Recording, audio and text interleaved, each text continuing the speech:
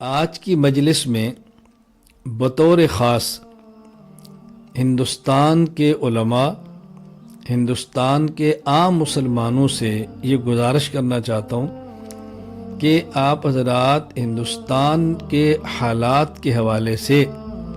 ہندوستان کے باہر سے آنے والے بیانات کو سن پر ان پر توجہ دینے کی بجائے اپنے اکابرین ہندوستان بطور خاص دارالعلوم دیوبند کے آپ ان کی بات توجہ سے سنیں۔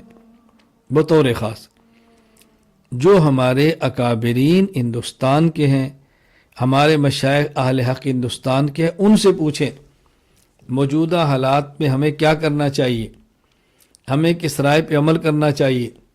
ہمیں کون سی پالیسی اختیار کرنی چاہیے۔ میں یہ دیکھ رہا ہوں اور محسوس کر رہا ہوں کہ میڈیا پر آنے والے بہت سارے حضرات وہاں کے مقامی حالات سے اچھی طرح واقف نہیں ہوتے، وہ ایک رائے دے کر میڈیا کے حوالے کر دیتے ہیں، وہ بات وائرل ہو جاتی ہے، لوگ اسی کو لے کر پھر مسائل اپنے لیے پیدا کرتے ہیں۔ تو میں ہندوستان کے مسلمانوں سے بطور خاص یہ گزارش کرنا چاہتا ہوں کہ آپ ہندوستان کے حالات میں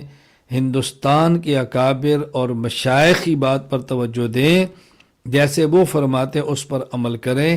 باہر سے آنے والی آراء پر نہ توجہ دیں، نہ ان آراء کو قبول فرمائیں۔ میں تسلسل کے ساتھ عرصہ دراز سے عقائد پر بطور خاص اور اعمال، اخلاق، نظریات پر کام کر رہا ہوں، میڈیا پر بھی ہوں، آف لائن بھی پڑھاتا ہوں، آن لائن بھی پڑھاتا ہوں، لیکن کبھی بھی میں نے ہندوستان کے داخلی معاملات پر اپنی رائے پیش نہیں کی۔